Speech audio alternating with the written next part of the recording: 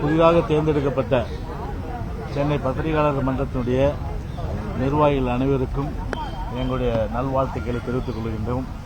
சிறப்பான முறையில் பணியாற்றி சார்பு தன்மை இல்லாமல் உள்ளது உள்ளபடி இந்த ஆட்சியினுடைய அவலங்களை எல்லாம் எடுத்துரைக்கின்ற வகையிலே ஜனநாயக கொடுமைகள் எங்கு நடந்தாலும் சரி அதை தோல்வியுறுத்து காட்டுகின்ற வகையில் சென்னை பத்திரிகையாளர் மன்றம் சிறப்பான முறையில் செயல்படுவதற்கு எங்களுடைய நல்வாழ்த்துக்களை மிக மகிழ்ச்சியோடு தெரிவித்துக் கொள்கின்றோம். புதிதாக தேர்ந்தெடுக்கப்பட்டவர்களுக்கு எங்களுடைய நல்வாழ்த்துக்கள். அதேபோன்று பொன்மனச் செம்மல் தத்துண தந்த சரித்திர நாயகன் வாழ்ந்தவர் கோடி மறைந்தவர் கோடி மக்களின் மனதில் இன்று மட்டுமல்ல இந்த உலகம் உள்ளவரை என்றுமே புகழ் நிலைத்திருக்கக்கூடிய ஒரு தெய்வ பிறவி என்று சொன்னால் இதே தெய்வம் புரட்சி தலைவர் எம்ஜிஆர் அவர்கள். அவருடைய 37ஆம் ஆண்டு நினைவு தினம் அவர் துயில் கொள்ளுகின்ற இடத்தில் கழகத்துடைய பொதுச் செயலாளர் அவர்கள், தலைமை கழக நிர்வாகிகள், முன்னாள் அமைச்சர்கள், முன்னாள் சட்டமன்ற, நாடாளுமன்ற, இன்னார் சட்டமன்ற உறுப்பினர்கள், கழக செயல் வீரர்கள், வீராங்கனைகள், மகளிர் சகோதரிகள் அத்தனை பேரோடு புரட்சி தலைவருக்கு நினைவஞ்சலி செலுத்துகின்ற வகையில் வருகின்ற 24ஆம் தேதி அன்று காலை 10 மணி அளவில் ஒன்று கூடி பொதுச் செயலாளருடைய தலைமையிலே நினைவஞ்சலி செலுத்த இருக்கின்றோம். அதற்கு முறையான அனுமதியும் உறுதிமொழி அங்கே புரட்சித் தலைவருடைய அந்த நினைவு நாள் உறுதிமொழி எடுக்கின்ற காரணத்தினால் அந்த முறையான அனுமதியும் பாதுகாப்பும் கேட்டு சென்னை மாநகர காவல்துறை ஆணையரிடத்திலே அது குறித்து கடிதம் அளிக்கப்பட்டது என்பதை தெரிவித்துக் கொள்கின்றேன்.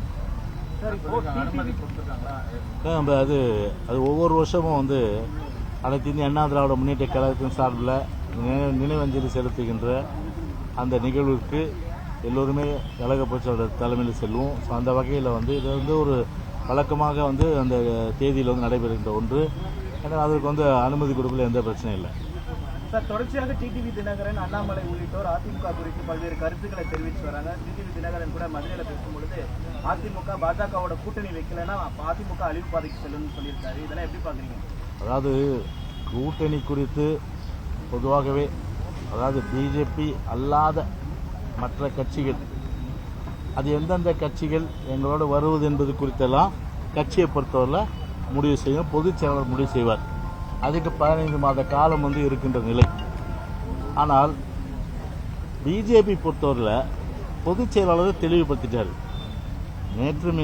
நேற்றுமில்லை, இன்றுமில்லை, நாளையும் இல்லை. எனவே ஒட்டுமொத்தமாக 2026 சட்டமன்ற தேர்தலில் கூட பிஜேபியோட கூட்டணி இல்லை என்பதை பலமுறை பொதுச் செயலாளர் அவர்கள் கழகத்தினுடைய அந்த எண்ணத்தை பிரதிபலிக்கின்ற வகையிலே அது தெரிவித்துவிட்ட நிலையில் அது குறித்து அவர் பொதுச் செயலாளர் கருத்தை தான் நான் இந்த நேரத்திலே சொல்லியாக வேண்டும். ஒன்று. ரெண்டாவது, திரு டிடிவி பொறுத்தவரையில்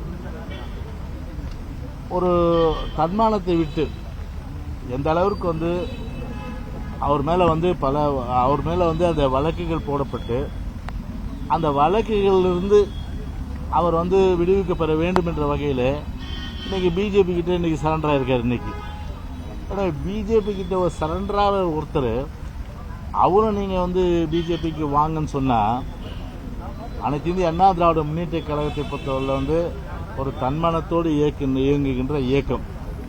எனவே திரு டிடிவி காலில் போல யார் காலில் விழ வேண்டிய அவசியம் எங்களுக்கு கிடையாது.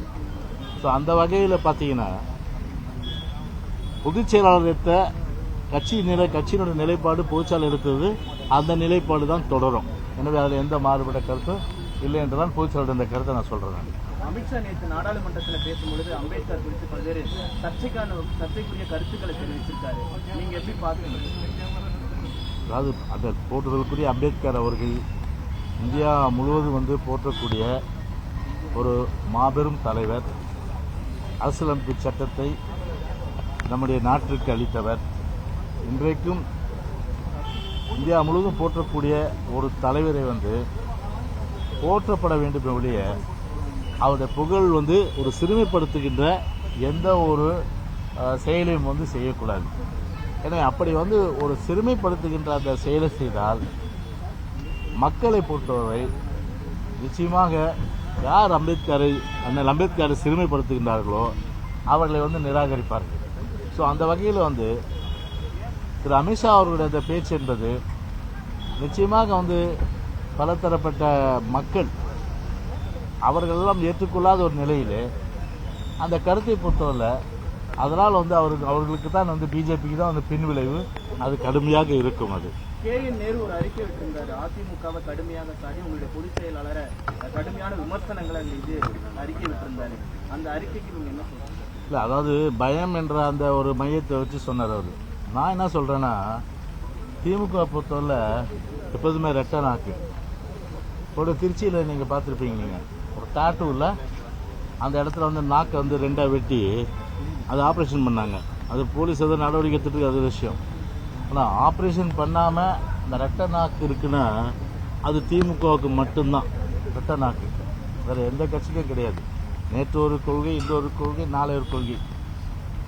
அப்படி வந்து நிறத்துக்கு ஏற்ற மாதிரி தம்மை மாற்றிக்கொண்டு பதவி சுகத்துக்காகவும் அதிகார சுகத்துக்காகவும் வந்து யார் காலில் வேணாலும் விழுவாங்க, யார் காலை வேணாலும் வாருவாங்க, எந்த அளவும் இறங்கி போவாங்க. ஆனால் அந்த ஒரு நிலைப்பாடு என்றைக்கு அனைத்து இந்திய அண்ணா திராவிட முன்னேற்ற கழகத்தை பொறுத்தவரை எடுத்தது கிடையாது. ஒரு விஷயம் பயம்ன்றது